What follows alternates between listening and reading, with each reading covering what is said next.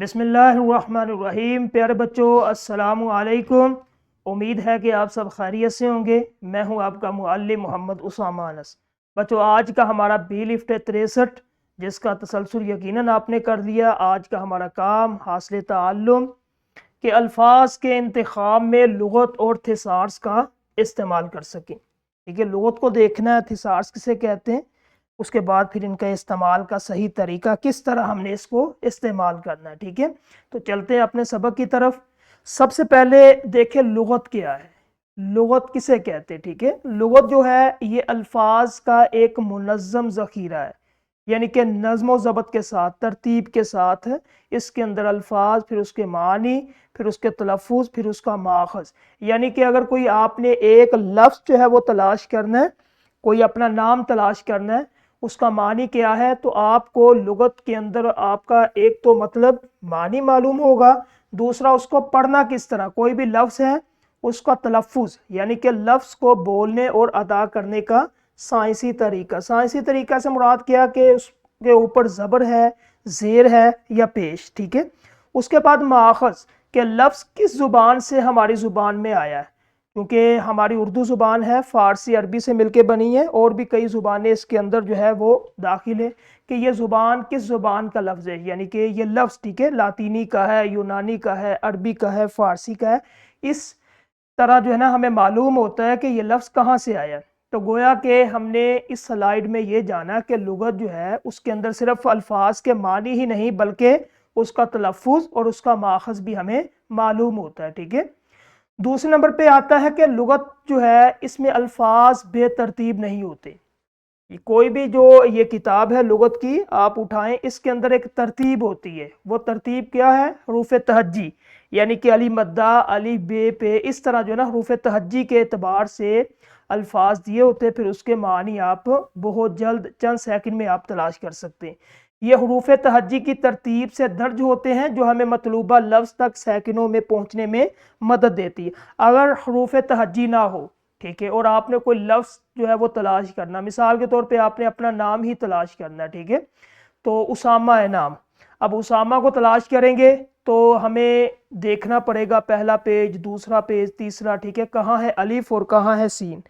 تو اگر ہم اس کو حروف تہجی کے اعتبار سے تو الف نکالیں گے، پھر اس کے بعد سین نکالیں گے، پھر الف، پھر میم، تو ہمیں اس کا معنی، اس کا تلفظ اور کہاں سے نکلا اس کا ماخذ معلوم ہو جائے گا۔ ٹھیک ہے، اس کے بعد یہ تیسرا ہے کہ لفظ کو کیسے آپ نے تلاش کرنا ہے۔ مثال کے طور پہ ہمارے پاس ایک لفظ ہے درویش، ہم نے درویش جو ہے اس کو دیکھنا ہے کہ لغت کے اندر اس کا معنی کیا ہے۔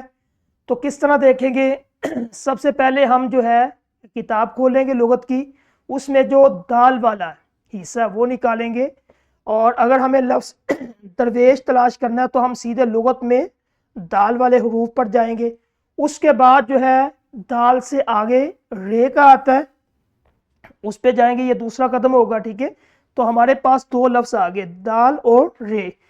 اسی ترتیب سے آپ جب آگے جائیں گے، یعنی کہ اسی لائن میں دال اور رے کی لائن میں، تو آپ کو چوتھے یا پانچویں نمبر پہ آپ کا مطلوبہ جو لفظ آپ تلاش کر رہے ہیں درویش، وہ مل جائے گا۔ ٹھیک ہے، دوسرے نمبر پہ آتا ہے تھیسارس۔